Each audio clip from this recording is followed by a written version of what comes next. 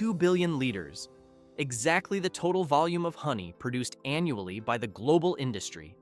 Every single drop serves as a miniature diary containing traces of more than 2,000 flower species.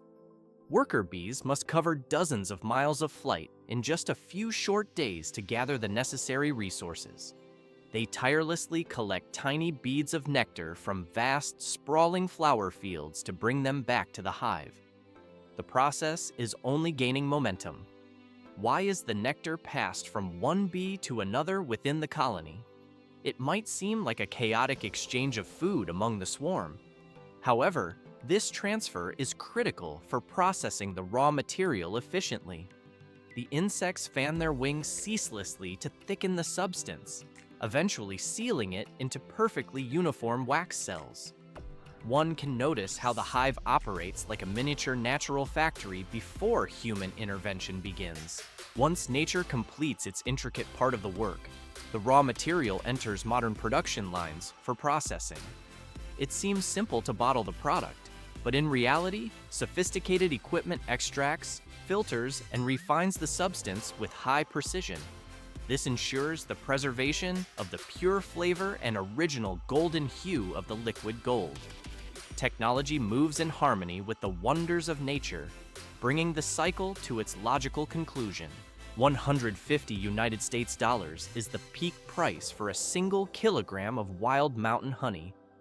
Why does this viscous liquid command a value comparable to precious metals? At first glance, the substance seems to be just a combination of warm aroma and gentle sweetness. But in reality, the high cost is driven by the extreme difficulty of extraction. Every harvested drop represents the result of thousands of small flights and the tireless work of a colony gathering the Earth's finest essence. However, the context of production changes drastically further on. Hunters in Nepal and Bhutan must ascend vertical cliffs and navigate deep forest canopies. Ropes tense under weight as men suspend themselves in mid-air to reach the hives. One can notice how they maneuver while confronting swarms of fierce wild bees just to obtain a few liters of untouched nectar. Because of this perilous process, wild honey remains a rarity that few people ever encounter. But global demand continues to rise, and natural sources simply cannot keep up with the volume. Therefore, humanity has transitioned to a more sustainable path involving organized beekeeping and seasonal harvesting. It does not end with simple collection. Modern apiaries blend traditional methods with contemporary techniques. This approach secures a stable supply while preserving the honey's original flavor. 6 to 8 weeks is the critical duration of the waiting period that begins when the first spring winds sweep across South Dakota. Beekeepers immediately commence the most meticulous task of the year by preparing for the new honey season. Why is the inspection of the queen bee considered the absolute priority during this phase? The beekeeper first checks the general health of the worker bees and the fluctuating activity level of the colony. But ultimately, it is the queen who acts as the heart that determines the survival of the entire hive. But this is just the beginning. The colonies fill the boxes until the structures grow heavy with stored nectar. A smooth white layer of wax seals the honeycomb cells, providing clear evidence that the honey has ripened to the ideal moisture level. This natural preservation allows the product to last for the long term. This is the moment where the labor of thousands of bees and human care converge. But the harvest begins not with a machine, but with a thin stream of smoke from dry wood or tree bark. At first glance, blowing smoke seems like an aggression, but in reality, it calms the bees by mimicking a distant forest fire. By instinct, the colony retreats deeper inside the hive to protect the queen and their honey stores.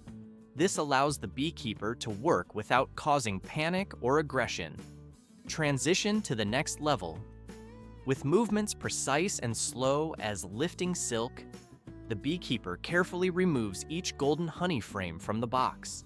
It is visible how any bees still clinging to the comb are softly brushed away with a delicate brush to ensure no harm comes to them. The process operates with extreme caution to preserve the colony's workforce, and this is not the limit of the responsibility, because an unwritten rule of the craft mandates leaving part of the honey behind as a vital food source. This reserve helps the colony survive the harsh winter months on these wind-swept fields. This is not just technique, but the ethics of beekeeping passed down through generations. The tradition of respect between humans and nature continues its cycle. Tens of hive boxes lift off the ground, suspended by heavy-duty cables beneath a helicopter. In the United States and New Zealand, large-scale farming logistics extend far beyond simple ground vehicles. One can notice how the gathered hives float above vast, seemingly endless fields, while the aircraft banks toward the destination. Why choose complex aerial transport over standard trucks? To the observer, driving seems the most logical choice for agriculture. Aviation drastically shortens harvest time before the weather changes. More importantly, this method reduces impact and vibration, keeping the honey as fresh as the moment it left the hive. This preserves natural enzymes to the greatest extent by avoiding the shaking of rough terrain. At first glance, the load gently twisting in the wind looks unstable, but in reality, it guarantees a smooth delivery to the collection point. The helicopter lowers the cargo safely. But this is just the beginning. The frames move immediately into a specialized warming room. One can observe the temperature gauges holding steady between 37 and 40 degrees Celsius. This precise heat naturally thins the viscosity of the fluid. It ensures the material is prepared for extraction without aggressive heating that would break down vital nutrients. The honey is now ready for the next processing stage. High-speed rotating blades glide across the frame surface, slicing through thin layers of beeswax with surgical precision. After being warmed to the optimal temperature, the honey frames are fed into the uncapping machine for this delicate operation. The mechanism lifts off the wax cappings gently, ensuring the underlying structure faces no damage while preparing the material for extraction. One can notice how the blades follow the contours of the frame without digging too deep. Why is it so critical to preserve the delicate structure of the comb during this stage? It would seem simpler to crush the wax to extract the honey faster, but the intact comb enables bees to continue their natural development cycle immediately, saving them the immense energy required to rebuild from scratch. The removed wax is not wasted, but begins a new life, as it is recycled into other products or molded into new foundation frames to ensure sustainability. The honey-filled frames are placed into a centrifuge that spins at extremely high speeds. The machine generates powerful centrifugal force, which quickly pulls the viscous liquid out of the comb without harming the cells. Despite the intense rotational velocity, the empty frames remain completely intact and ready for reuse. This method minimizes material waste while ensuring an efficient extraction process. But this is just the beginning.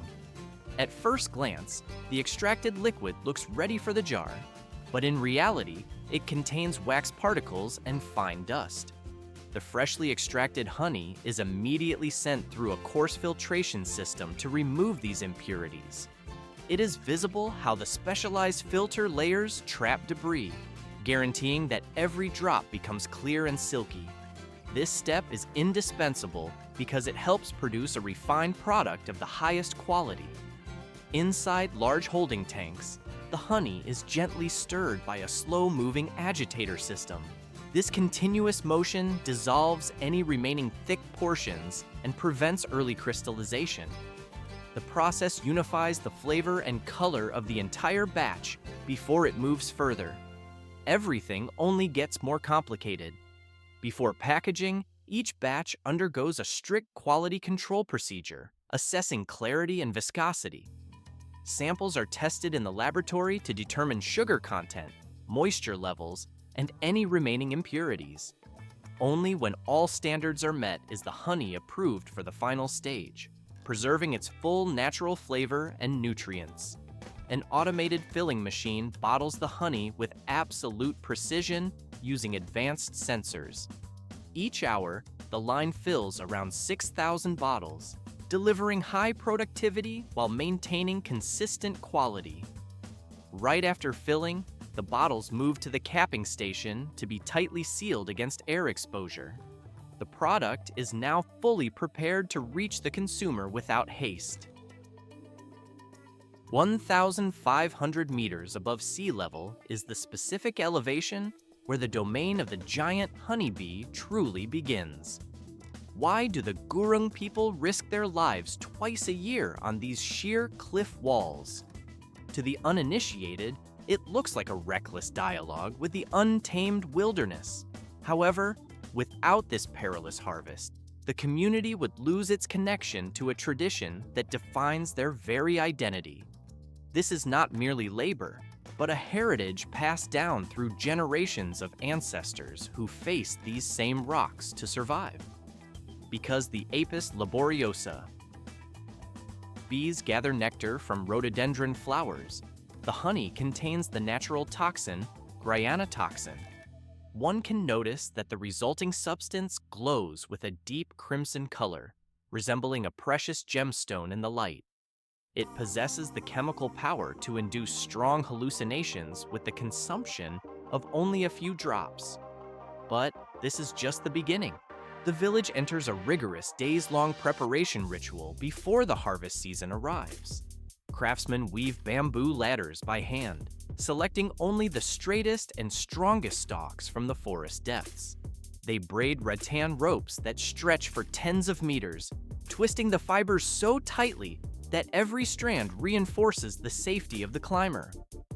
Bundles of dry leaves are carefully gathered to create the smoke necessary to calm the swarms. At first glance, the tools appear primitive, but in reality, the lives of the climbers depend entirely on the integrity of these handmade materials.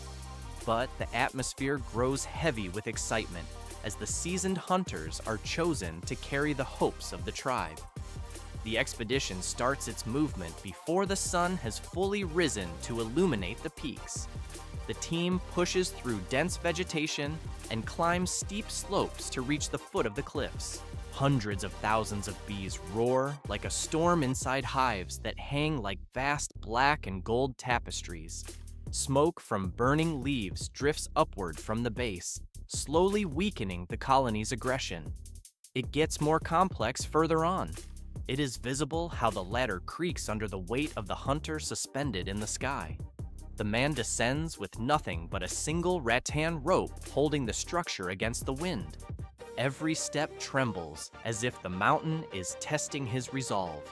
The bees hurl themselves at the intruder like arrows, piercing through layers of thick cloth with their venom.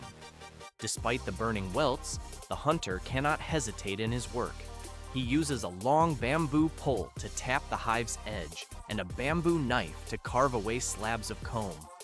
The honey gleams red under the sunlight, dripping into the basket secured behind his back. The process is only gaining momentum.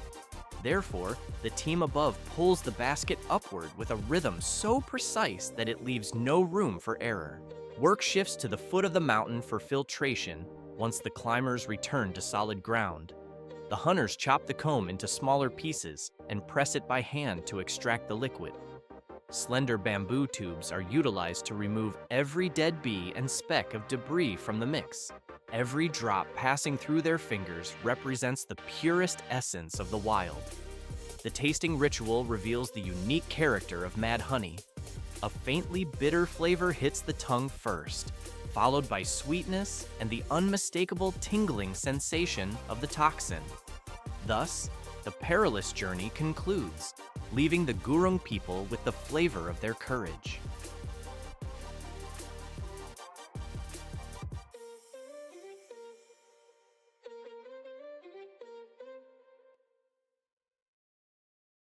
Thousands of kilometers separate the sweeping flower fields of South Dakota from the sheer cliff faces of the Himalayas. These two locations mark the extremes of the production geography. In the plains, industrial harvesting relies on accessible blooms, while on the mountains, extraction demands navigating vertical rock. But this is just the beginning. The biological origin connects these distant points. Why is the intervention of technology necessary here? At first glance, the tireless flight of tiny bees seems sufficient. But in reality, modern craftsmanship is required to stabilize the harvest for transport from deep forests to residential areas. One can notice how the liquid gold settles in the steel tanks. The journey from farms to factories transforms the raw substance into a preserved state.